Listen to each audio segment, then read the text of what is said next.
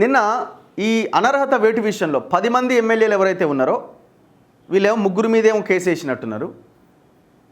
ఇప్పటికే కొంతమంది ఎమ్మెల్యేల గూడెం మహిపాల్ రెడ్డి, ఆయన గద్వాల్ ఎమ్మెల్యే కృష్ణమోహన్ రెడ్డి ఇట్లాంటి వాళ్ళు సుప్రీంకోర్టులో అఫిడవిట్ దాఖలు చేశారు. ఏమని?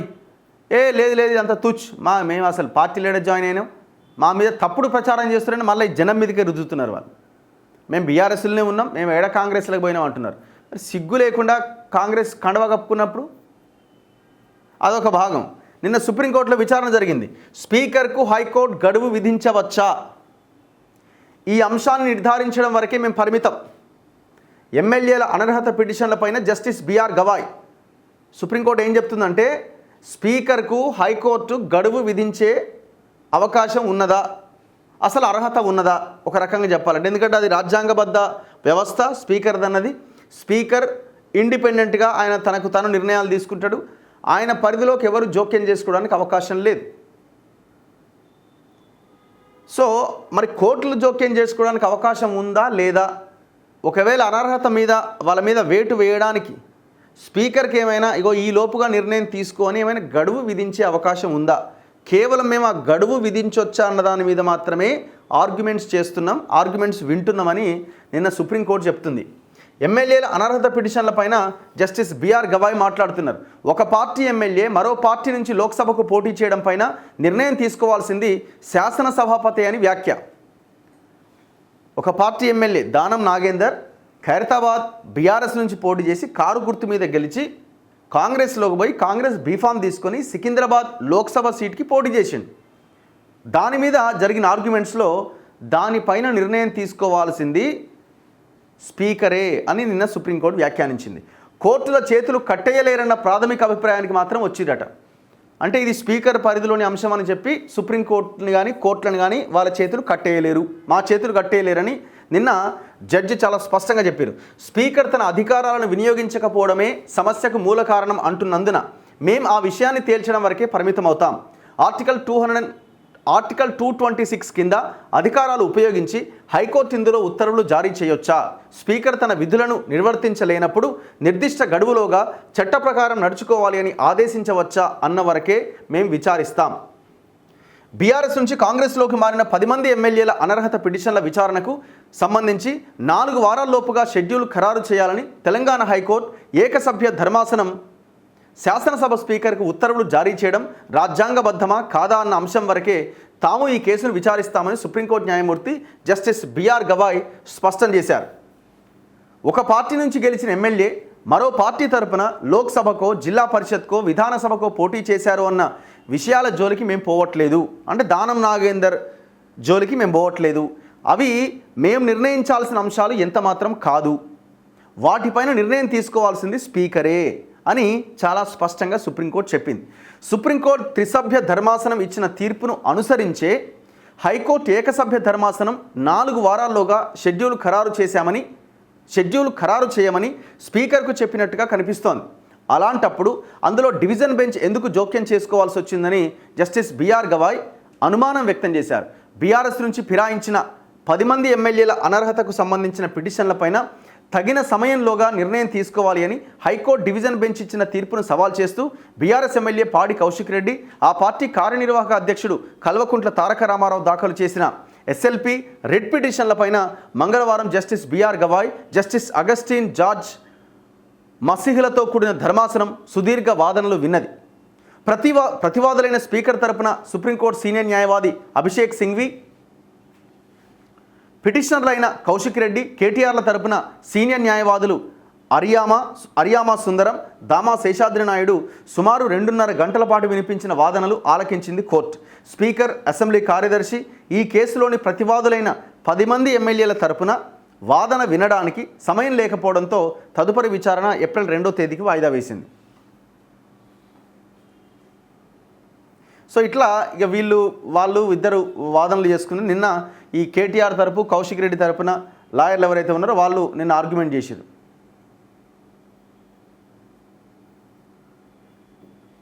మరి ఇప్పుడు ఏం జరుగుతుంది అన్నది చూడాలి. ఇప్పుడు ఏం జరిగినా ఏదైనా సింపుల్ అండి. పార్టీ మారిరా అంటే మారిరు. ఇప్పుడు నిన్న అఫిడవిట్ వేసిండు ఎవరు? 2 ఎమ్మెల్యేలు వేసారు. ఇద్దరు ఎంతోమంది ఎమ్మెల్యేలు వేసారు.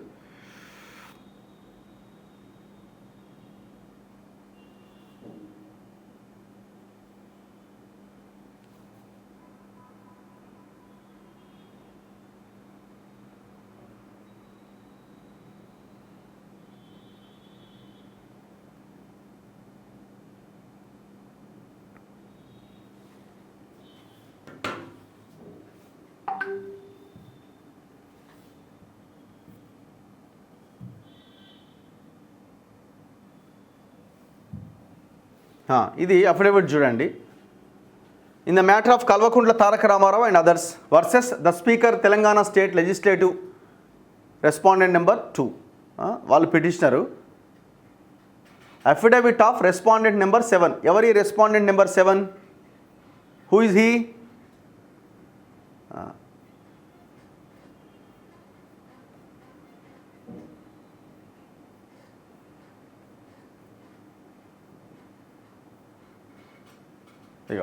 అఫిడవిట్ ఆఫ్ రెస్పాండెంట్ నెంబర్ 7 ఏమనేసిండే అఫిడవిట్ ఎవరైనా? I Gudem Mahipal Reddy, son of late Sattireddy, age 60 years, member of legislative assembly, MLA, so and so. I am the respondent number 7 in the present writ petition and such I am well acquainted with all the facts and circumstances of this case. That I am a member of the Telangana Legislative Assembly from the Patancheru Assembly constituency. It may be noted that I have had a long relationship with the Bharata Rashtra Samiti party. I had been elected in the 2019 General Assembly elections on the ticket of the Telangana Rashtra Samiti. Thereafter the TRS was renamed the BRS party and I continue to be a part of the same. So ఇట్లా మళ్ళీ గెలిచిన ఇదంతా కథ రాసుకుంటూ వచ్చిండు. మళ్ళీ 2023లో కూడా గెలిచిన. Thereafter the elections were held on 3/12/2023 I was declared as the elected candidate from the Patancheru Assembly constituency. The Election Commission issued Form 21C on the same day declaring that I was a member elected from Patancheru Assembly constituency from BRS party. ఎమ్మెల్యేగా గెలిచిన. Since then I have continued in the Telangana Legislative Assembly as a legislator belonging to the BRS party. It is submitted that I took party in certain functions as a result of which a false impression had arisen that I had left the BRS party and switched to the Indian National Congress party. అట్లా నా మీద propaganda చేస్తున్నారు.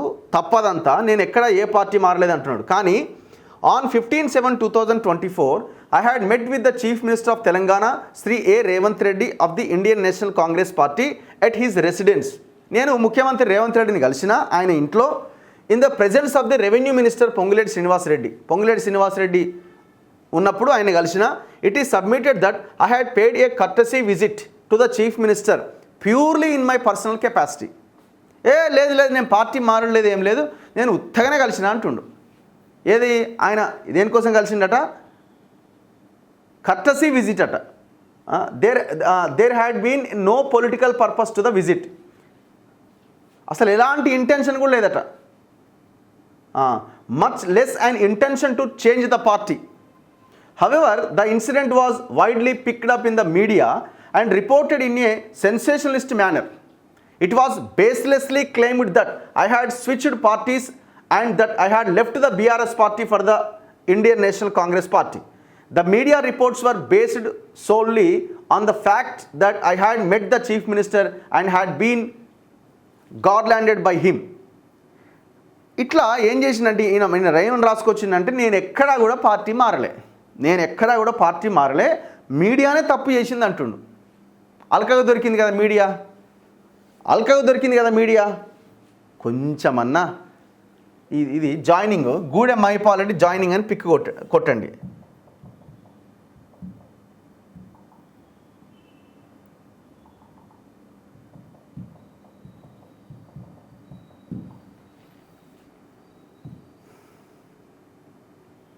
Party join అయిన photo ఉండేగా.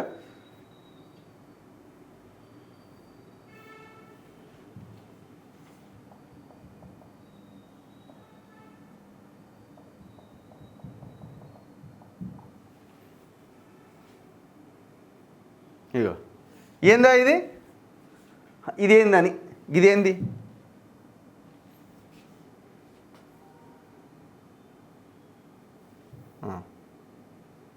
దీన్ని ఏమంటారండి?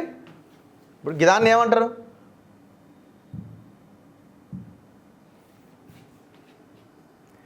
ఇప్పుడు దాన్ని party మారడం అంటారా ఏమంటారండి? ఇది చూడండి. ఇప్పుడు దీన్ని పార్టీ మారడం అంటారా ఏమంటారు? కండువా కప్పుకున్నాడుగా, అంటే సుప్రీంకోర్టుని కూడా తప్పుదో పట్టిస్తున్నారు చూడండి వీళ్ళు. నేను పార్టీ మారలేదంటున్నారు. ఇంతకంటే సిగ్గుదప్పిన వ్యవహారం ఉందా? ఇంతకంటే దుర్మార్గం ఉందా? భారతదేశ అత్యున్నత న్యాయస్థానాన్నే వీళ్ళు తప్పుదో పట్టిస్తున్నారు. ఇదట పర్సనల్ విజిట్ అట, కర్టసీ అట. అంటే మీకు ఎమ్మెల్యేగా గెలిచి పార్టీ మారి మేము ధైర్యంగా పార్టీ మారినామని ధైర్యంగా చెప్పలేని దమ్ములేని లీడర్లు మీకు దమ్మే లేదు. అంటే రేపు పొద్దున బై ఎలక్షన్ వస్తే బై ఎలక్షన్ వస్తుందో మళ్ళీ ఓడిపోతామో అన్న భయంతో మళ్ళీ మీరు నెక్స్ట్ స్టెప్ వేసారు. మీరేం లీడరా? మీరేం లీడర్? ఈయన ఒక్కడే కాదు, ఇట్లా అఫిడవిట్ వేసిన వాళ్ళు ఈయన ఉన్నాడు, ఆయన గద్వాల ఎమ్మెల్యే కృష్ణమోహన్ రెడ్డి ఉన్నాడు, ఆయన కూడా సేమ్. దీన్ని ఏమంటారు మీరే చెప్పండి. ఈయన పార్టీ మారిండనాలా మారలేదనాలా? సింపుల్. ఇప్పుడు ఈ గట్టిగా మాట్లాడితే ఏమంటుంది? ఇది కాంగ్రెస్ కండువా ఎందుకైంది? ఆయన అనలే అరకెప్పుడు గాంధీ దేవుని కండువా అన్నాడు. ఇంకొక ఆయన ఎవరైనా సంజయ్ కుమార్ జగిత్యాల ఎమ్మెల్యే ఏమన్నాడు? ఇది జాతీయ జెండా రంగు కూడా అట్లే ఉంటుంది కదా అని అన్నాడు. దీన్ని ఏమనాలి? ఇప్పుడు పార్టీ మారిన లేదా ఇదంతా పక్కన పెట్టండి. ఇప్పుడు రేవంత్ రెడ్డిని ఆగం చేసినట్టే కదా. ఆగం చేయడం మీన్స్ ఇంకా పచ్చిగా మాట్లాడాలంటే ఇంకేదో చేసినట్టు కదా రేవంత్ రెడ్డిని. అంటే మీరు కప్పిన కండువాకే వాల్యూ లేదంటే ఇక మరి మీరు ఇది ఏందన్నట్టు? ఇది అసలు ఆయన పార్టీలో ఉన్నాడా లేదా? మీ పక్కన ఉన్న వేం నరేందర్ రెడ్డి మీ టీం అంతా కలిసేమో గూడెం మహిపాల్ రెడ్డికి మంచిగా ఈ అరాచకాలు చేసిన పోలీసులందరికీ మళ్ళీ పోస్టింగ్ ఇచ్చి మళ్ళీ ఆడ దించారు పటాన్చెరులో. ఆడ కబ్జాలు అరాచకాలు మళ్ళీ 3 పువ్వులు 6 కాయలు అన్నట్టు దర్జాగా నడుస్తూ ఉన్నాయి. ఇప్పుడు ఆయన ఏ పార్టీలో ఉన్నాడు? ఎవరు చెప్పాలి దీనికి? ఇది అయిపోయింది. ఇంకొక ఆయనది ఎవరైనా పెట్టుబా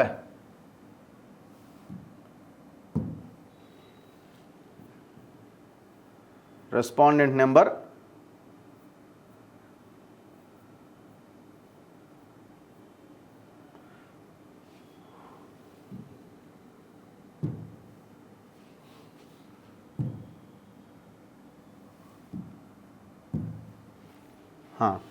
ఈయనెవరు? ఇంకో respondent number 3.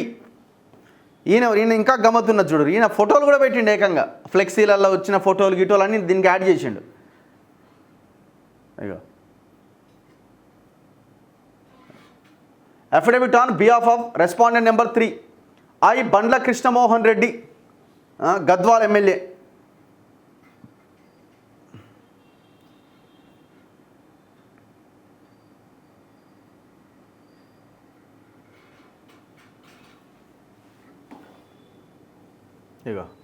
I submit that few print and electronic media companies in collusion with my rival candidates. Media అట ఆయనకు రైవల్ క్యాండిడేట్స్ ఎవరైతే అపోనెంట్ క్యాండిడేట్స్ ఉన్నారో వాళ్ళతో మీడియా కొల్యూడ్ అయిపోయిందట. అంటే మీడియా దొరికింది మీకు అల్కగా. మీరేం తప్పు చేయలేదు, మీరు పార్టీ మారలేదు, మీడియా మాత్రమే రాసింది. ఏమంటుండు? Who have lost in the recent elections have falsely propagated that I have joined Indian National Congress political party, and upon few misleading media reports the disqualification petition and the present writ petition were filed. I submit that there was no purpose for me to leave BRS party and join Indian National Congress, and such I also gave a complaint on such false media reports to PS Gadwal on 11/2/2025. ఆయనట జాయినే కాలేదట. నువ్వు పార్టీలో join అవుతావు, మళ్ళీ వచ్చి కేటీఆర్ని కలుస్తావు, ప్రజలు ఇచ్చిన తీర్పును అవమానిస్తావు, మళ్ళీ మీడియా తప్పు చేసిందని మళ్ళీ సుప్రీంకోర్టుని తప్పుదో పట్టించి మళ్ళీ అఫిడవిట్ వేస్తారాడ. ఏమనాలి వీళ్ళని? ఇంకా ఎవరెవరు వేసారు? ఇంకా 4-5 ఉన్నారు. ఇంకా అంటే మీరు పార్టీ మారిన విషయాన్ని ధైర్యంగా చెప్పుకోలేని చేతగాని లీడర్లు మీరంతా. ఎట్లా గెలిపిస్తున్నారు ప్రజలు మిమ్మల్ని? ఓడగొట్టండి మళ్ళీ ఈసారి కనుక మళ్ళీ వీళ్ళు పోటీ చేస్తే. ఈయన గమ్మజ్జుడు ఈయన ఇక ఫోటోలు కూడా పెట్టిండు. మళ్ళీ కోర్టు నమ్మాలి కదా, కోర్టు నమ్మడానికి ఇగో ఆయన ఎఫ్ఐఆర్ ఆయన ఏదో కేసు పెట్టిండట, ఆ ఎఫ్ఐఆర్ కాపీ ఇగో ఆ రోజు కాంగ్రెస్లో ఏరిన తర్వాత వచ్చి కేటీఆర్ పక్కన కూర్చున్నాడు కదా, ఆ ఫోటో యాడ్ చేసిండు ఈ అఫిడవిట్కి. చీ ఎట్లా తయారయ్యారా మీరు, ఎట్లా లీడర్లు అయ్యారు మీరు? ఏంటది అయిపోయింది ఇగో ఆయన ఫేస్బుక్ ఇది కూడా పెట్టిండు, దానికి యాడ్ చేసిండు అఫిడవిట్కి. నేను ఇంకా మార్చలేదు చూడు, నా ఫేస్బుక్లో కేసీఆర్ ఫోటోనే ఉందని. ఇగో గిట్ల తయారయ్యారు. ఏమనాలి వీళ్ళని ఎమ్మెల్యేలు అనాలా, వీళ్ళని లీడర్లు అనాలా? మరి జాయిన్ చేసుకున్న ఆయన ఎటు పోయిండు? ఇప్పుడు జాయిన్ చేసుకున్న ఆయన ఎటు పోయిండు? జాయిన్ చేసుకున్న రేవంత్ రెడ్డి ఎక్కడ పోయినారు? ఇప్పుడు రేవంత్ రెడ్డి మాట్లాడాలా ముఖ్యమంత్రి, మీరు పార్టీలో జాయిన్ చేసుకున్నారు కదా, మీ పార్టీకి నాకు సంబంధం లేదు, నేను బీఆర్ఎస్లోనే ఉన్నా అంటున్నాను కదా, మరి మీరు సమయం వృధా చేసి మిమ్మల్ని ఒక రకంగా చెప్పాలంటే నా పదం వాడలేడు కానీ అది చేసిరు, మిమ్మల్ని పిచ్చోని చేసిరు, మిమ్మల్ని ఇంకా పచ్చిగా మాట్లాడని ఇంకోటి చేసిరు. మరి మీ పౌరుషం లేదా? చాలామంది మెసేజ్లు పెడుతున్నారు, అన్నా కేటీఆర్ సొంత పార్టీలో ఉన్నా కూడా కావాలని సుప్రీంకోర్టులో కేసు వేశాడా? ఇప్పుడు బండ్ల కృష్ణమోహన్ రెడ్డి అండ్ ఈయన ఎవరు గూడెం మహిపాల్ రెడ్డి ఇంకా కొంతమంది వేసిన అఫిడవిట్ వాళ్ళు అంటారు మేము పార్టీలోనే ఉన్నామని. ఇప్పుడు వీళ్ళంతా ఏం చేయాలి? కేటీఆర్ మీద కేసు పెట్టాలి. మా మీద అనవసరంగా కోర్టు సమయాన్ని వృధా చేస్తూ మీ దగ్గరికి వచ్చిండు, మేము బీఆర్ఎస్లోనే ఉన్నామని కేటీఆర్ మీద కేసు పెట్టాలి. మహిపాల్ రెడ్డిపై సుప్రీంకోర్టులో కేసు వేసి సుప్రీంకోర్టు సమయం కూడా వృధా చేస్తున్నాడా? కేటీఆర్ కోర్టును తప్పుదోవ పట్టిస్తున్నట్టే కదా. కేటీఆర్ మీద చర్యలు తీసుకోవాలి కోర్టు సమయం వృధా చేసినందుకు. ఇది కూడా మంచి పాయింటే, లాజిక్ పాయింట్. గింత దుర్మార్గులు తయారైనరు ఈ రాజకీయాల్లో. ఏం బాగుపడుతుంది రాష్ట్రం? ఏం బాగుపడతాయి మీ నియోజకవర్గాలు? ఒక్కసారి ఆలోచించండి.